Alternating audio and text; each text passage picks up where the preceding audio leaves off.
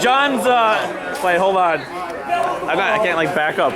So what's your review of Steven Wilson on June 7th, 2015 at the Varsity Theater? There's one consistent view I've kind of had of Porcupine Tree for years, and it's still, tonight reinforced it. Did you agree, Dino? Some of the heavy metal stuff he does, I still don't care for.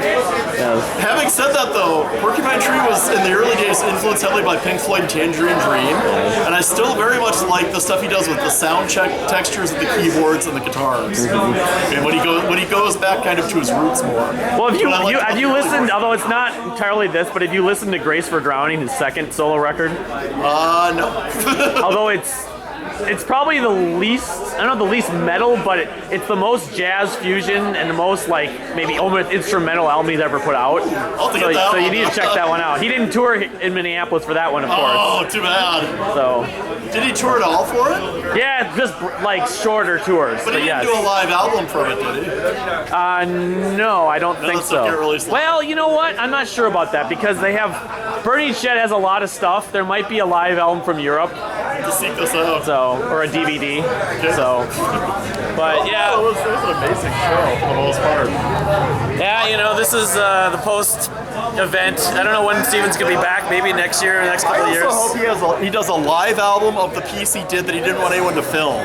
Because actually, I like that better than some of the stuff on the album.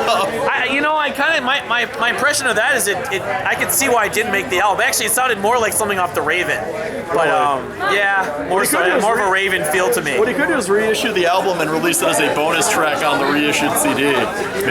Maybe. They probably will. Well, no, I think that the deluxe edition has like parts of it, the demos. I'm not sure. I don't have the deluxe edition. I didn't listen to it. You have to seek that out. But it's not all together. It's like snippets of it, parts of it, possibly.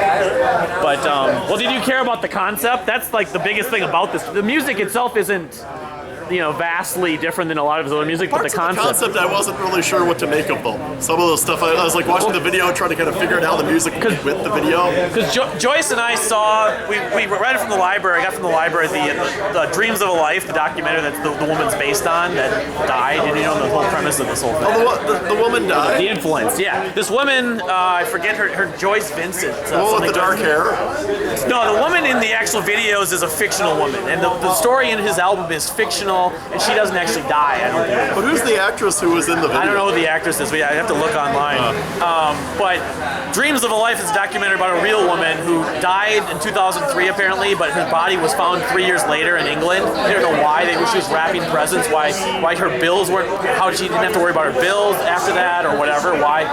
But Joyce is, Sandra thinks that, well, Sandra mentioned this to me, and I don't know if it's possible, but it could have been from some kind of condition she had. She didn't realize, like pneumonia or H1N1 or something, and she just put it away. And why no one heard from her? She just contacts never thought to get in touch with her. But the documentary almost raises more questions than actually answers some and then raises more. Well, because some people just disappear. Kind of happen. That's the whole premise. They're in the city.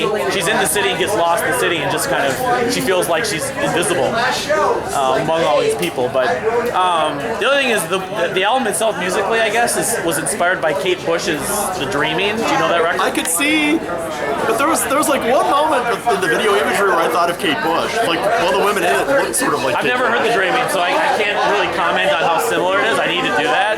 But yes. Because the Kate Bush tour did not come here. I don't know how many dates she even did. I mean, you mean on that album back in the early 80s? No, I mean the most recent reunion. But she did like only a few. I think she did a rare. It was only in Europe. She did a few in England. Yeah, it was her first tours of like 20 some odd years, like that's the early 90s. But so anyway, the smokers are good.